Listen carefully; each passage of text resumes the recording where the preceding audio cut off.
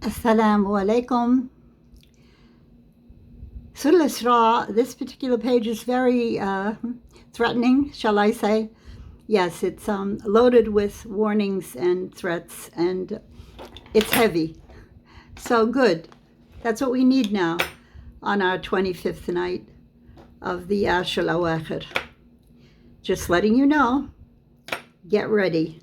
And I don't mince words. So let's read it first in Arabic.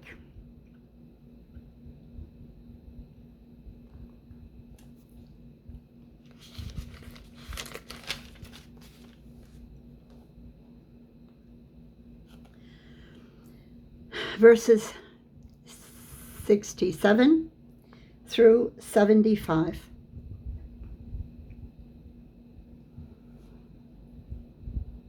أعوذ بالله من الشيطان الرجيم. بسم الله الرحمن الرحيم. وإذا مسكم الضر في البحر ضل من تدعون إلا إياه فلما نجاكم إلى البر أعرضتم وكان الإنسان كفورا أفأمنتم أن يخسف بكم جانب البر أو يرسل عليكم حاسبا ثم لا تجدوا لكم وكيلا أم أمنتم من يعيدكم فيه تارة أخرى فيرسل عليكم قاصفا من الريح فيغرقكم بما كفرتم ثم لا تجدوا لكم علينا به تبيعا ولقد كرمنا بني آدم وحملناهم في البر والبحر ورزقناهم من الطيبات وفضلناهم على كثير ممن خلقنا تفضيلا يوم ندعو كل ناس بإمامهم فمن أوتي كتابه بيمينه فأولئك يقرؤون كتابهم ولا يظلمون فتيلا ومن كان في هذه أعمى فهو في الآخرة أعمى وضل سبيلا وإن علينا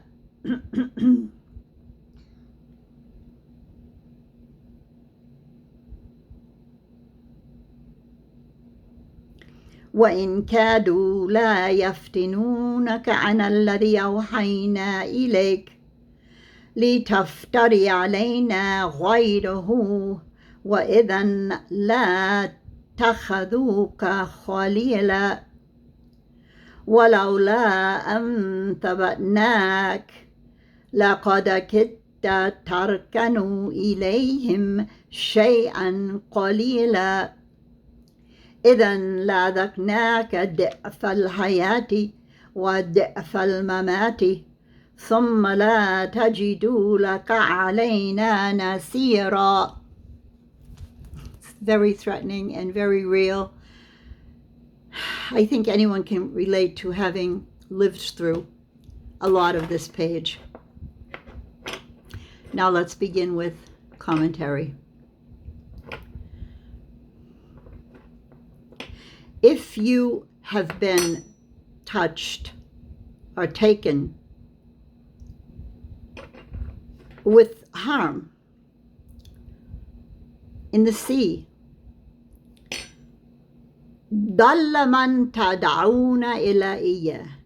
You are wrong if you call upon anyone other than Allah. And you know that's what people do when they're in severe states. They realize that it's only Allah who's going to help them. If they're, let's say, in a sinking ship and they're on the ocean, or the wind has just flipped their sailboat over, or whatever, the ocean is a very serious potential grave. So Allah is telling us here, when you're in this ocean, you don't want to call on anyone other than Allah. And then when Allah rescues you and brings you to shore, what do? You turn away. And Allah says you are therefore kafura, disbelieving.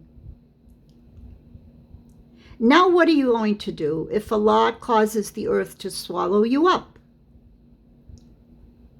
Yaksifa bikum janib al-barri. So next to this earth that you're living in, how many people have seen landslides and avalanches and are aware of what this means? Yaksif al-ard. Allah will just pull the land right out from under your feet. Or what will you do if He sends a violent wind? You will not find any helper. You will know that there is no one else at this point. Also, what are you going to do if He sends upon you a hurricane? Or He will drown you. Bima kafartum, by what you disbelieved in. And then you will not find anyone at all. Summa la tajidu lakum alayna bihi tabi'a. You're going to have nobody to follow up your case because you denied Allah.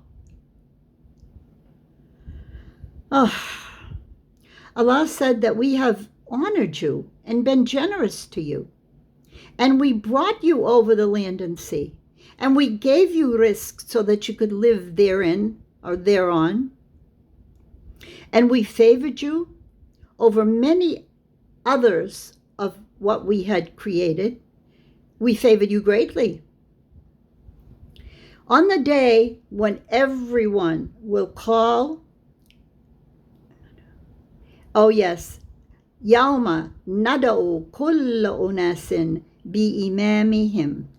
They will be calling their leaders, imamihim.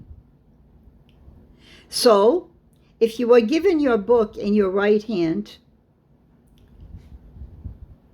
you will be happy. Ulaika yakra'una kitabahum wa la yuzlamuna fatila. And you won't be oppressed even a tiny little skin of the inside of a date pit.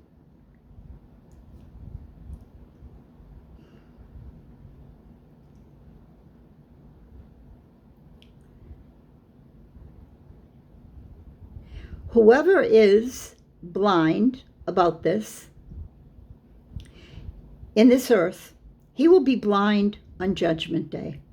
And he will be so far away from the sabil, the path to paradise. Now this last part, it's about the last quarter of the page, is very scary because Allah said, you almost were following the wrongdoers because they yaftanunaka an alladhi awhayna ilayk. They were pulling you in a fitna way, meaning a way in which causes doubt and you don't understand what's happening. Allah says they will do that to you. They will yaftanunaka an alladhi awhayna ilayk, away from what we had inspired to you. Why? لِيَفْتَرِيَ عَلَيْنَا غَيْرَهُ, to make you confused and want something else other than what you had been inspired to do. وَإِذَنْ, and when and if this happens, لَا تَجِدُوكَ خَلِيلًا, you're not going to find a companion or a friend whatsoever. And then, if we had not thabatnaka, thabata means to make something firm, unyielding, in a good way. It's called tathbit. So Allah said, if we had not made you firm, you would nearly have leaned towards them even a bit, and then it says شيئا قليلا. You would tarkanu ilayhim shay'an qalila. Qalila, a little bit. But then last verse. Then لأذقناك ضعف الحياة وضعف الممات. We will let you taste a very weak result, a very weak life, and a very weak death. And then you would not find anything at all to make your cause victorious. So Allah is showing you a parallel here in the last quarter of this page, that He saved you and you almost fell victim to the wrong path. And you did not realize what you were doing. And if Allah had not determined and destined for you rescue, you would have been in such deep trouble that Allah says you would have a weak life and a weak death. Because you would have turned away from what He had awhayna ilayk, let you realize. Why? Human frailty. What else is the explanation? Yes, it's whisperings of Satan, of course. It always is whisperings of Satan. But they come in human form too. And you have to make choices. And that's why I neglected, or did I forget? I don't know why in the previous page I had just given you what was called the voice of Satan. In that verse saying you will overwhelm them with your voice. And many scholars have questioned, what do you mean your voice? What is the voice of Satan? How do we know what that is? Well, I believe it's just the hallucinations that many people suffer from. And they always say the mentally ill hear voices. And oftentimes the voices will say, kill yourself, you're useless. Or the voices will say, kill your wife, kill your children. And that's what happens when these murderers get caught and they're in jail, in prison, and then they get executed. They'll say, I didn't mean it. I didn't mean it. I kept hearing voices saying, kill, kill, kill. Well, the modern jurists don't know what they're going to do about this. They call it a plea of insanity, or some people don't believe in that and they feel it's an excuse and they're lying and, kill them all. And others say there is such a thing. They call it mental illness. That's the word that's used. I call it whisperings of Satan. You listened, but were you warned?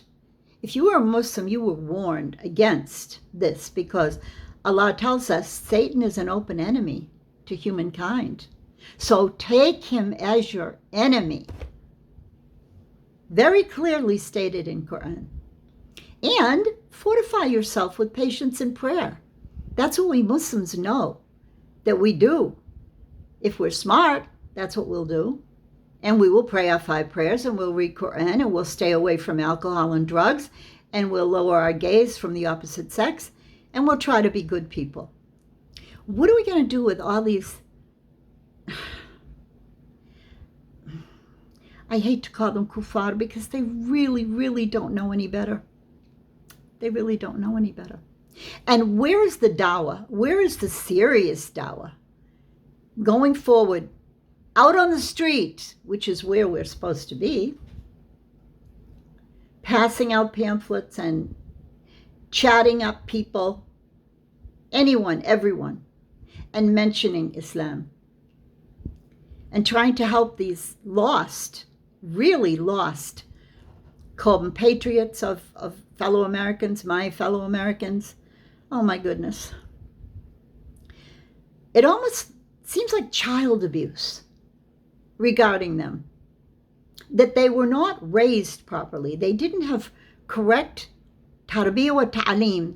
They weren't raised up. They didn't get any knowledge. And they were almost thrown to the wolves, if you know what I mean. But then again, the more you read Quran, you know Allah is fair. So he just said a couple of pages before, I told you before, you didn't believe, your progeny didn't believe. But somehow I know Allah tells the truth. He's not lying. He's not making excuses for himself because he's Malik al-Mulk and he can do whatever he wants, however he wants, wherever he wants. But I just have this, I don't want to call it a soft spot for my fellow Americans, but I am one. I was raised in that haze, in that, we call it ghafla, negligent, not noticing what you're doing, and you're just running around in vanities. You know, speaking for myself in my youth, oh, what did you think about? The music, the fashion, the boys, the parties, anything other than being a Muslim. However, I used to pray every night. I never went to sleep without talking to G-D. And I would always say, I know your name, but I know you're up there, but I don't know your name. And that's why when I first heard the name Allah, it just hit me very, very hard. And I felt that's who he is. It's the name Allah. And that wasn't until I had started to learn Islam. I didn't get that awareness of that name until I made my shahada and said, Ashhadu an la ilaha illallah. And then that's why now I get so really rabidly angry when people say God and they're Muslim and they know his name and they ignore it. What's that all about? Oh, ask Allah on this 25th S.AL ISRAA. We're on the 25th. And some say it's 27, but we don't do that. We just pray every single night. Ask Allah to open the hearts and minds of the Muslims that are here in America to not be afraid of anything or anyone, and to loudly proclaim Allahu Akbar and talk to people with the intention of guiding them out of the darkness into the light. Because who's going to move you out of here except Allah? Who do you think? Some human with a plane? No. So now I have 3 more minutes. And I did 2 lessons in a row because I want to finish this S.AL ISRAA in the next 4 days, and I will be able to. Yes, I will. 1, 2, 3, 4.5. So I'll finish it. And I won't do the Tawheed book tonight because I promised you to finish that part about the magic, and I didn't meet the person to help me out with the page. But hopefully tomorrow I will, because I don't want to make one mistake about that page. And if I don't meet that helpful person, I will go on to another chapter. It will be the chapter about the Kahin, the magicians from the Banu Israel, because that's a very big story, and they're still up to their nonsense, and it's really overwhelmingly, I've just had enough of it. So I feel if I do S.AL ISRAA and I do the things parallel to what is in my mind, that they're just functioning on illusions while they know. That's why you call them Yahud. They're not innocent morons, no. No, they're not innocent at all. And they're continuing their continual mayhem and manslaughter as we speak. So I do what I can. I have 1.5 more minutes.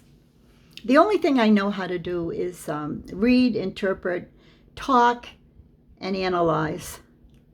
I don't have any other gifts. I have no artistic capability. I have no, how do you call it, the athletic ability. I can't even ride a bicycle because my vision gets me a little bit out of balance. But that's okay. You take what Allah gives you. You're grateful. You don't ask for more because he gives everything in perfect proportion. That's the meaning of qada wal qadar. وَهُوَ عَلَى كُلِّ شَيْءٍ قَدِيرٌ. So I'll leave you with that beautiful phrase. Allahu ala kulli shay'in qadir. Perfect proportion. Every second. Inshallah. Assalamu alaikum wa rahmatullahi wa barakatuh.